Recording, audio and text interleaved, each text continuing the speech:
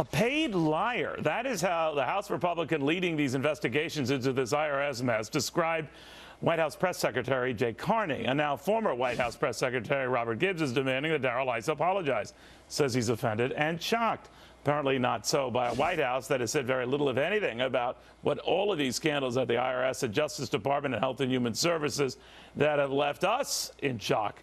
Isn't that the real story here? And probably the real sorry commentary here to Scottie, Hughes, and John Cavuto, and Kristen Dorsey. Time to beam someone up, Scottie? What do you think? Well, it's become quite obvious that Jay Carney is paid by this administration to lie to the American people. No. You're just compounding the sin here. Now, well, lie is a strong word. We don't know what really the administration knew and when it knew it. But hold on, let's look at this. We've got three direct lies that have happened. First, the IRS. Jay Carney lied on behalf of the Department of Treasury, saying that the IRS scandal just started and ended with those in Cincinnati. Truth is, it obviously goes much higher. A Lois Lerner wouldn't have taken Could you argue the that he was just ignorant of that, didn't know that? Well, then we need to have some better communication going on. But you know what, fine, if that was just on its own. But now we've got lie number two, that he was paid by the State Department, that the Benghazi talking points were never edited. When the truth is, it's obvious that these were repainted by the Hillary people to make sure that everything looked quite better than what the truth actually was. All right, then you got lie number three, that he was paid by the Department of Justice, that Eric Holder never knew anything about journalists being targeted, when the truth was Holder signed off on the warrant to target James Rosen himself.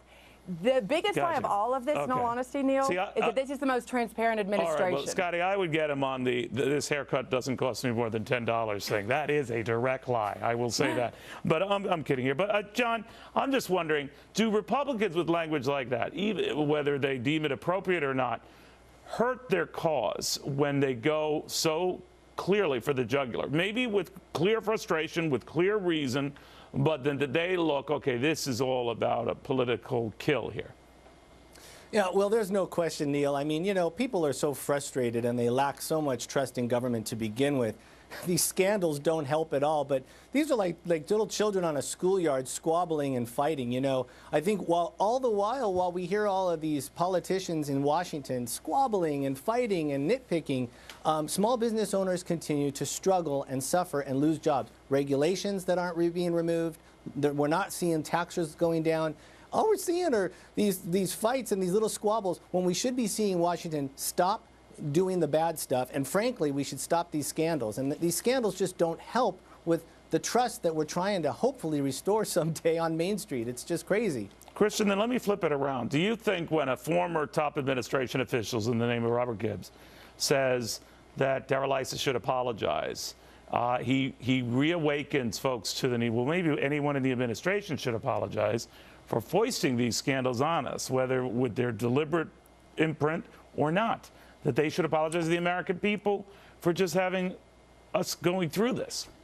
Yeah, but remember, Neil, part of the reason these are scandals in the first place is because Darrell Issa has told us before the evidence demonstrates it that these are scandals. And when repeatedly I think we're past asked but to back it up. We're past the point where what the IRS was and doing and expanding to some 90 agents. No, but the scandalous part, Neil, is whether or not this comes from. But this is whether or not it comes from the White House. That's the scandalous part of it. And Darrell Issa has alleged that this is an agency that reports to the Treasury, that reports to the White House. Now you're right. Neil, wait, listen. I'm just saying.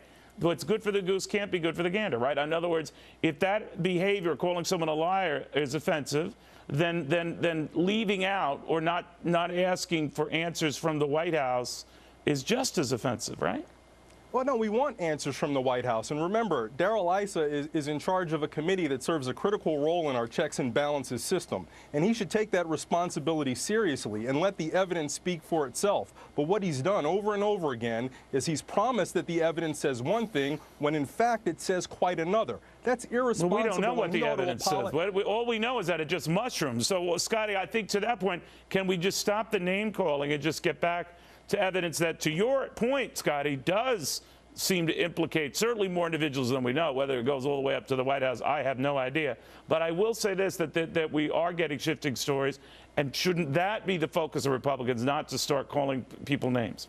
But, you know, here's the deal. We're not talking about a scandal like Bill Clinton and Monica Lewinsky doesn't affect the American people. These are more than just scandals. These are absolute infringements on people's rights. And people have lost their lives, as in the case of Benghazi. So whether you're talking about the First Amendment and the freedom of the press, which was infringed by a lie told by Carney and Eric Holder, whether you're talking about Lois Lerner, a targeting and using of people's money and the economy, all three of these scandals are more than just in there meets their eye, things that need to be on a soap opera. These are people actually being targeted and lives being infringed and rights being infringed. I wish I could just try to get back to something else there, but I do want to get you all back. In the meantime, Scottie, I'm going to go ahead and put you on a maybe on this administration. I'm going to put you down for that. When we come back,